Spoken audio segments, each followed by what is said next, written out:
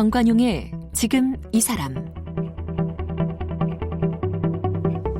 여러분 안녕하십니까? 정관용입니다. 오늘이 5월 8일 어버이날이죠. 엄마와 딸, 모녀 사이를 여러분 어떻게 생각하세요?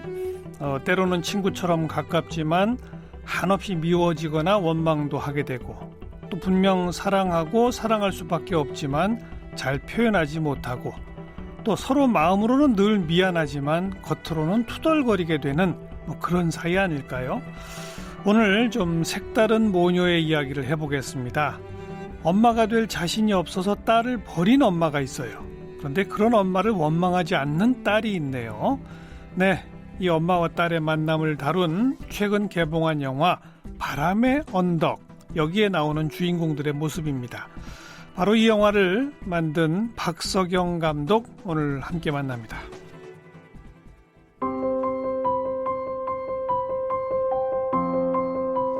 박석영 감독은 2014년 40세의 나이에 첫 장편 들꽃으로 데뷔를 했습니다. 이후 2015년에 영화 스틸플라워와 2016년 영화 제 꽃을 연출해 꽃 3부작을 완성했는데요. 영화 스틸플라워는 마라케시 국제영화제 심사위원상과 피렌체 한국영화제 인디펜던트 대상, 무주 산골영화제 관객상 등을 받았습니다.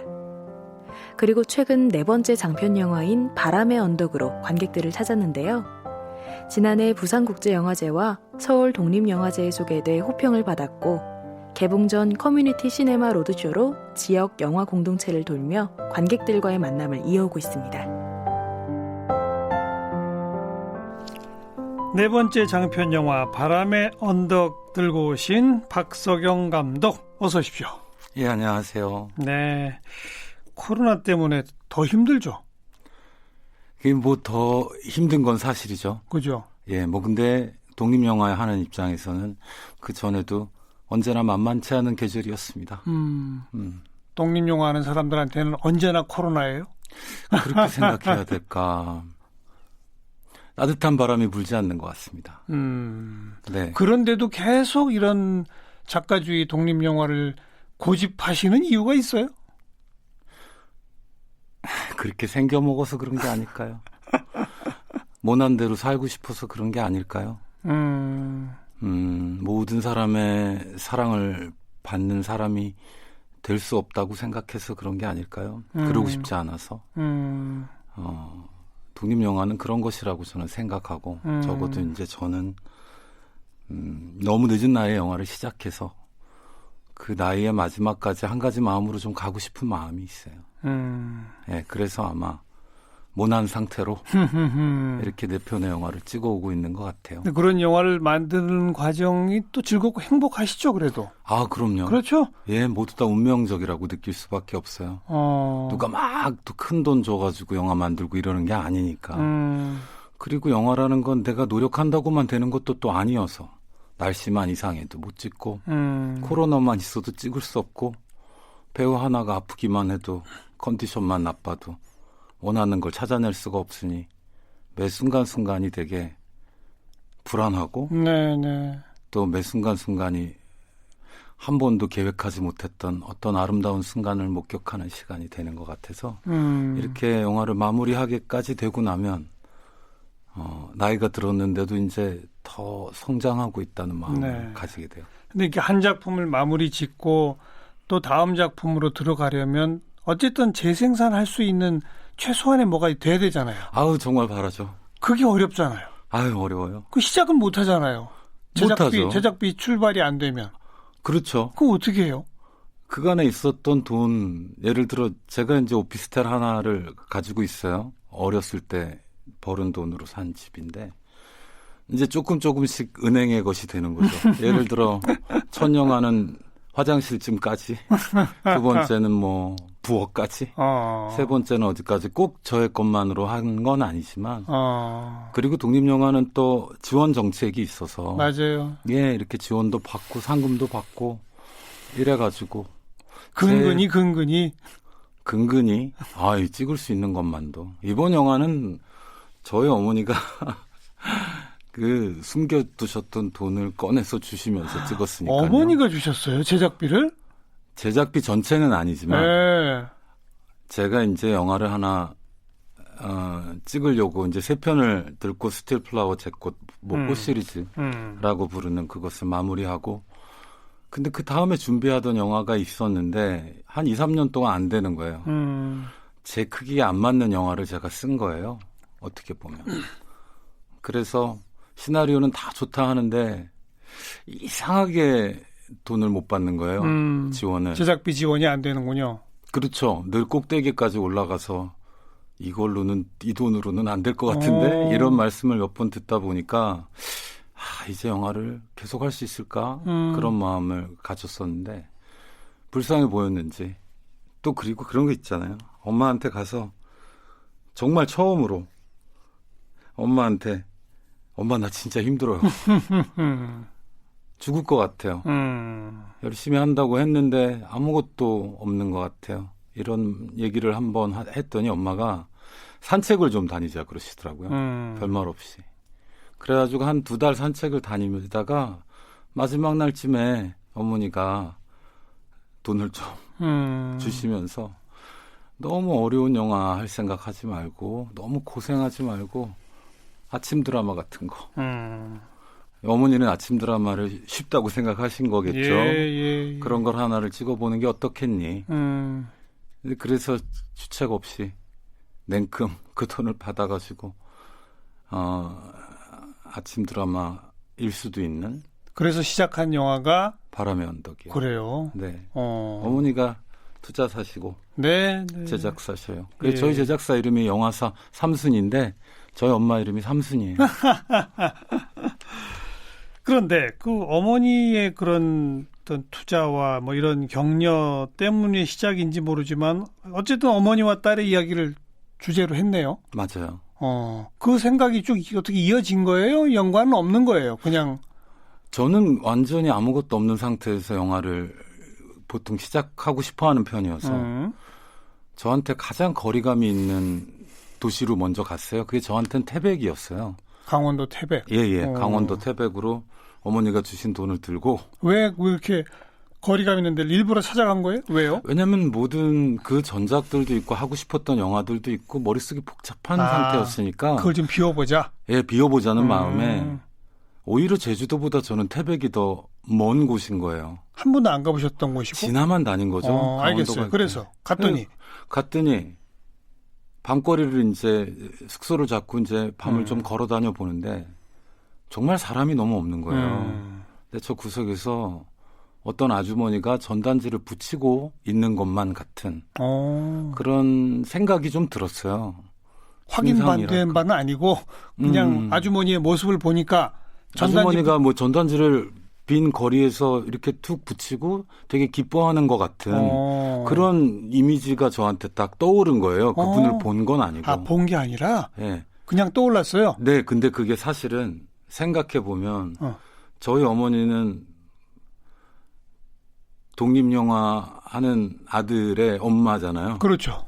그러니까 이게 장사 안 되는 일이라는 거 옛날부터 아셔서. 알죠.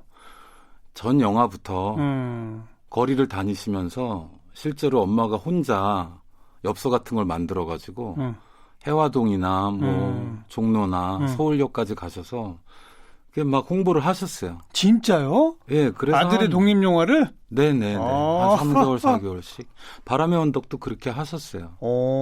지금 만나서 알아오신 연락처만 이번 영화는 아파서 근데 계속 못했고 한 200개 되고 저번에 제 꽃이라는 영화 할 때는 700개 넘는 분들의 연락처를 알아오셨어요. 삼순 씨 대단하시네. 그러니까 그게 제 마음에 있었나 봐요. 그러네요. 그래서 이제 누군가가 전단지를 붙이는 장면부터 생각을 해보게 된 거죠. 그러면 저거는 누군가의 엄마 혹은 누군가를 위해서 저 일을 하는 사람 직장이 아니라 그렇게 생각해 보다 보니 그래 그러면 몰래 붙이는 거다. 왜 몰래 붙이지? 근데 보여줄 수 없는 관계다. 예. 뭐 그런 마음이었어요. 그러면서 이 얘기가 하나씩 맞아요. 만들어지는 거로군요. 네, 그렇게 만들어졌어요.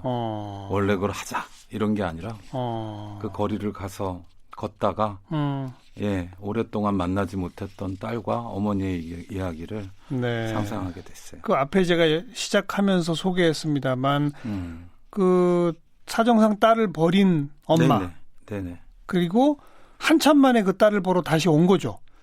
왔는데 있는 거지. 자기는 그냥 왔더니 딸이 있는 거군요. 맞아요. 딸을 보러 온 것도 아니고 새 출발한다고 고향에 돌아왔는데 네. 거기에 딸이 있었던 거예요. 자기가 버린 딸이 네네. 몰랐는데 있는 거군요. 몰랐는데 있는 거죠. 그러니까 당황하지. 왜냐하면 버린 딸만큼 보고 싶지 않은 사람이 어디 있어요. 어떻게 보면 죄책감 때문이라도. 그런데 이제 본인은 일부러라도 잊으려고. 그렇죠. 그런데 와보니 있는 거고. 제일 딸이 없을 곳이잖아요. 실은. 딸도 싫었을 텐데. 생각해보면. 근데 거기에 그냥 있더라. 네. 거기에서 필라테스 학원을 하면서 잘 살고 있는 거죠. 그런데 그 딸은 그 엄마한테 화를 안 내더라. 처음에는 모르니까 화낼 게 없고. 그리고 알고서. 알게 되고 나니까는 그냥 좋은 거야. 근데 실은 이 딸에도 엄마 없이 오래 살았을 거 아닙니까?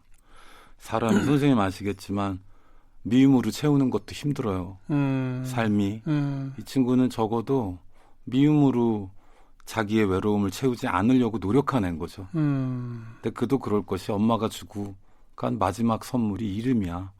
이름이 한희인데 예. 큰 기쁨. 예. 이름처럼 사는 거예요, 자기. 예. 그렇게 밝아진 애를 봐버리니 이 엄마는 어떻게 해. 이제 바로 그 대목에서 이 엄마가 자기 딸을 보고 딸이 필라테스 학원을 하는 걸 보고 필라테스 학원 전단지를 네네. 딸 모르게 이제 붙이는 거죠. 그렇죠. 장사가 잘 안 되거든. 그러니까. 그리고 거기 등록해서 회원으로 댕겨요 또. 배워요, 직접. 배워요. 그러니까 둘이 사귀기도 전에, 알게 되기도 전에, 필라테스는 좀 이렇게 재활과 관련이 있어서 몸을 이렇게 가까이 만지는데, 이미 뭐, 엄마라 딸이라고 서로 알고 있지도 않은데, 서로 이미 안고 있는 사람이 돼버린 거죠. 엄마는 또 그게 좋은 거지. 근데 보통 이제 그렇게 딸을 버릴 수밖에 없는 과거를 가진 엄마들의 경우, 그런 딸을 마주치게 되면 막 되게 눈물 흘리고 미안해하고 이게 보통의 기본 상식이잖아요. 근데 이 엄마는 안 그러대요. 그러니까요. 그거 왜 그런 거예요? 저도 잘 모르겠어요. 왜 그렇게 그리셨어요? 저는 이 영화를 화해의 영화로 그리고 싶은 마음. 화해? 네. 뭐 서로 다 이렇게 눈물 흘리고 다 껴안고 우리 지난 시간을 지나가요. 같은 얘기로 하고 싶지 않았어요. 그럼요. 저는 이 영화가 서로의 마음속에 있는 걸 대면하는 거기에서 딱 한 발짝만 나가는 정도.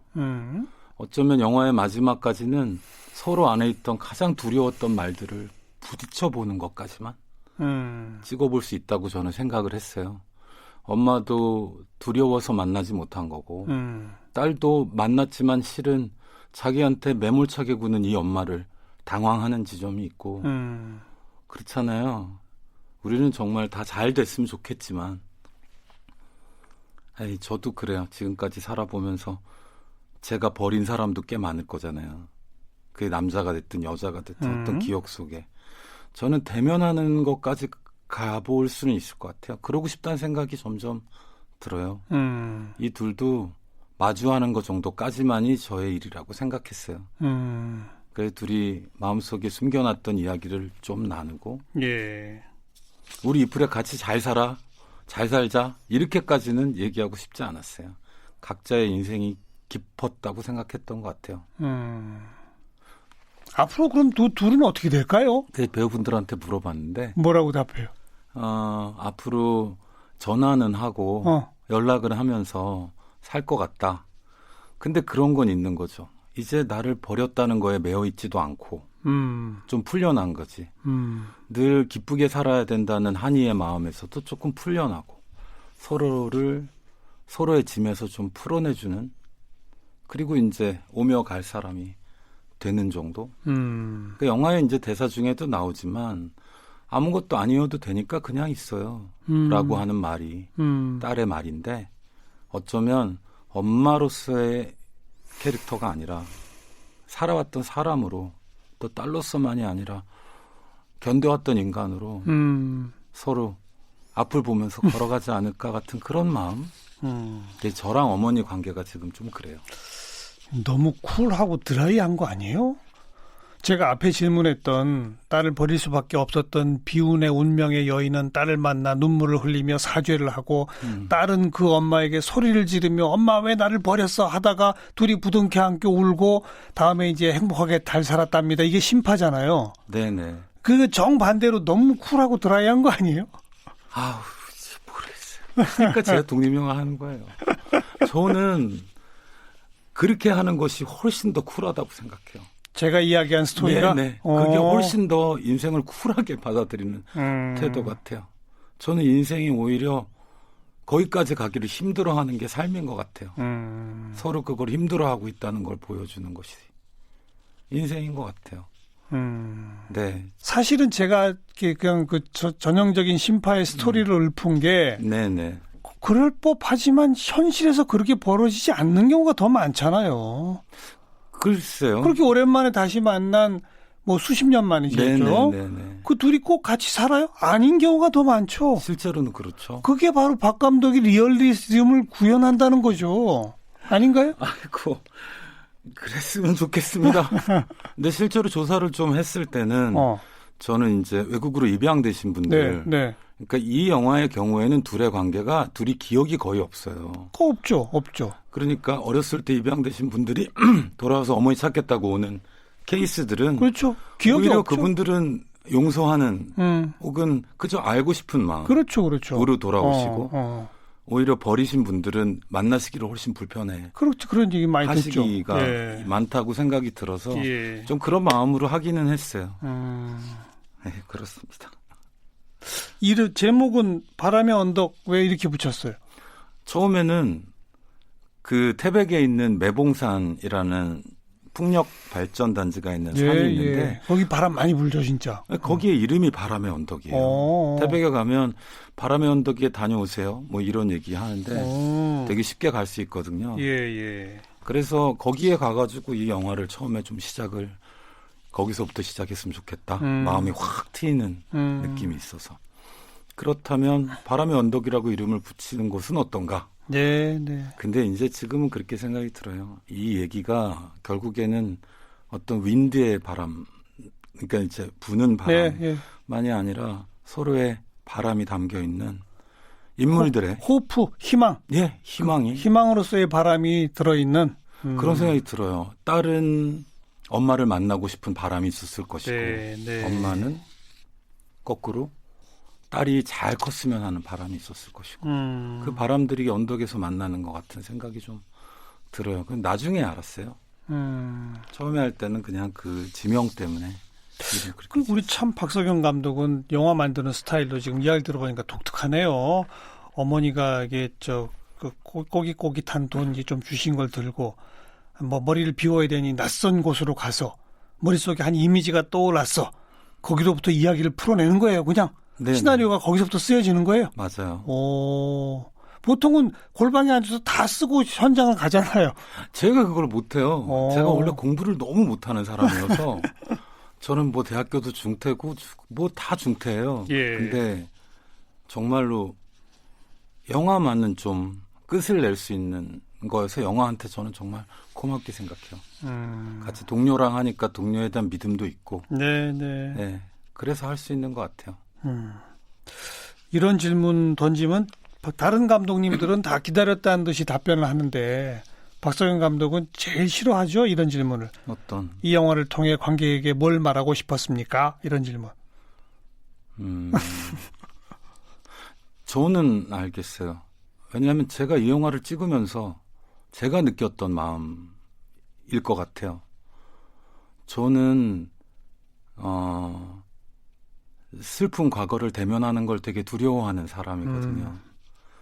근데 저는 이 영화를 찍고 마지막 장면까지 둘이 만나는 것까지 해보고 나서 조금 용기를 얻었어요.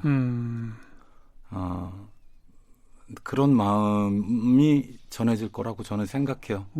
누군가 잃어버렸던 사람들에 대한 마음이 있으신 분들이 봐주셨으면 좋겠고 그리고 어머님들, 아버님들 이게 세대가 좀 다양하게 나오는 영화이고 영화들 중에 중년 이후에 여성들이 메인으로 나오는 영화가 실은 많이 없어요. 그렇죠. 네, 뭐 영화는 사실 굉장히 젊은 미디어라고 생각하시니까 하지만 그분들의 깊이를 담으려고 또 노력했어요. 그러니까 그렇게 와서 봐주십사. 네, 그렇습니다. 슬픈 과거, 버린 사람, 잊힌 사람, 다시 대면할 작은 용기. 아, 그러네요. 뭐 그런 것. 네, 그런 마음. 누군가를 용서하고 싶은 사람도 그렇고. 네. 제가 그런 마음이 들어서 말씀드리겠습니다. 이미 개봉해서 극장에 좀 걸려 있습니다만은 이 지난해 말부터 커뮤니티 시네마 로드쇼라는 형식으로 관객들을 찾아간다고 들었거든요. 맞아요. 이게 뭐예요? 커뮤니티, 공동체, 시네마, 영화, 로드쇼? 현장에 간다. 맞아요. 그 뭐예요, 그러니까? 어떻게 하는 거예요, 구체적으로? 커뮤니티라고 얘기하면 한국에는 굉장히 많은 수의 영화를 상영하고 보는 커뮤니티 공동체들이 꽤 많아요. 지역마다. 영화 동호회니? 영화 동호회 같은 것이겠죠. 그런 것들이 지역마다 굉장히 많은데 실은 그분들한테 먼저 찾아가고 싶다는 생각이 들었어요. 보통 극장에서 영화를 다 보고 나서 그 뵈러 가거나 그러거든요. 맞아요. 관객과의 대화 같은 걸 해도 서울 중심으로 먼저 하고 나서 지역을 찾아가거나 꼭 그런 식이거든요. 너무나 언제나 중앙 중심이고 지역 중심이 아니고 작은 곳 중심이 아니고 큰 곳 중심이고. 네네. 그러니까 저희 같은 독립영화 같은 경우에는 중앙에서도 크게 틀지 못하지만 돌아다닐 여력도 사실 별로 없어요. 그게 돈 드는 일이니까. 근데 처음에 영화 상영을 해보자라고 생각해 보면서 일반적으로 영화를 전체 개봉을 지금처럼 하기 전에 가장 먼저 지역에 있는 커뮤니티 관객들을 먼저 만나러 가자라고 판단을 했고 그 이유는 더 깊게 영화를 이해하시고 이야기할 수 있는 사람들을 만나고 싶은 욕심이었어요. 네. 그래가지고 한 2달 동안, 석 달 동안 제주도를 포함해서 정말 많이 다녔어요. 한 번 가면 관객과의 대화를 한 2시간씩 하고 그리고 같이 맥주도 한잔 하고 그러니까 영화 하나를 놓고 그분들도 인생에 대해서 말씀하시고 근데 그거는 돈이 안 되잖아요. 그러니까요. 어리석은 선택이죠. 그분들한테 유료로 하는 거 아니잖아요. 아니요. 돈은 그때그때 받았지만. 근데 정식 제대로 받지 못하지 않나요? 아유, 그렇죠. 왜냐하면 커뮤니티는 지금 이제 성장해야 되는 시기고. 그거는 투자가 필요한 상황인 거죠. 그리고 저희는 아직 일반 개봉을 하지 않은 영화를 프리미어처럼 먼저 가져가는 것이었으니까 기뻐하셨지만 운영비들이 다 필요했죠. 그러니까요. 그거는 저희 제작사 입장에서 영화사 3순위 되는 형태가 된 거예요. 그 얘기는 뭐냐면 저희 상영료를 받지 않았죠. 그리고 저희들이 가는 것, 뭐 드는 비용 이런 것들을 저희가 해결했어요. 그럼 계속 지출만 있는 거 아니에요? 수입은 없고. 그렇죠. 근데 자선 사업 하러 다니셨습니까? 이런 거 있어요. 선생님, 독립예술영화는 예를 들어 2천만 원을 들어서 개봉을 하면 홍보비를 그러면 2,000명 정도 들어와요. 잘하면. 5천만 원을 들여도 1,000명 들어올 때도 있어요. 그렇죠. 그 얘기는 그러니까 홍보비를 안 써야 되는군요. 이렇게 보시면 쓰나 안 쓰나 비슷하니까 10,000원씩 드린 거나 다름이 없어요. 관객분들 하나. 어떤 영화는 3만 원씩 드리기도 한 거예요. 생각해 보면. 저는 어차피 그렇게 쓸 돈이면 지역에 다니면서 깊이 만나고 깊이 만나는 그분들이 시간을 입소문 낼 테니까. 그렇게도 생각해 볼 수 있고. 우선 그래서 2, 3개월 다녔는데 그게 제가 생각했던 어쩌면 입소문이나 이런 것들보다 훨씬 더 본질적인 다름이 있었어요. 저는 다음 영화를 해도 꼭 일반 개봉을 하기 전에 지역 커뮤니티를 만나는 과정을 가보고 싶어요. 돈을 쓰더라도. 그럼 그 생생한 경험을 좀 전해주세요. 가서 관객들과 대화를 해보니 영화 보고 나서 어떤 반응들이 다 제일 기억에 남아요. 머릿속에. 기도 저도 없이 세월을 담아서 말씀하세요.